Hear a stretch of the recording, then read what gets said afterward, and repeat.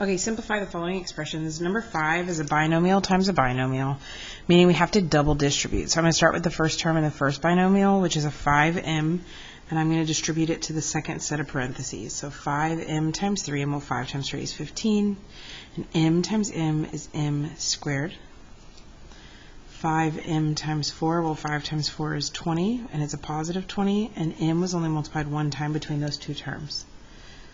Okay, so then we take the second term, the negative 6, and we distribute that to the second parentheses. Negative 6 times 3m, well, negative 6 times 3 is negative 18, m being multiplied once.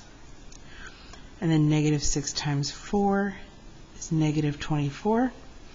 Okay, and then now we have to look at our like terms. So we have the middle two terms that are like. And so we need to combine those. So I'm going to bring down my 15m squared because there was no like term with that one.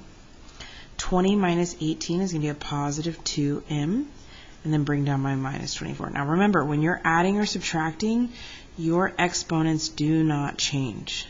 So this does not become m squared, it's just m.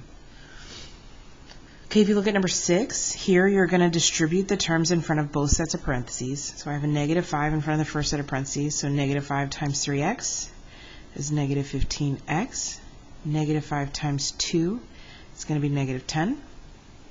And now I have to distribute this negative 3 to the second set. So negative 3 times 4x is negative 12x. And then negative 3 times negative 6, well, 2 negatives makes a positive, and 3 times 6 is 18. Okay, so now we have to combine like terms. So this has an x. This does not. This also has an x. This does not. So negative 15 minus 12. If the negatives throw you off, use your calculator. So we have negative 15 minus 12, and that gives me negative 27x. And then I have negative 10 plus 18. So negative 10 plus 18 gives me positive 8.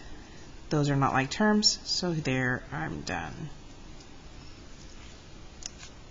Okay, number 7 is exactly the same as number 6.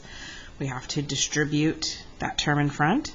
So negative 2 times x is negative 2x.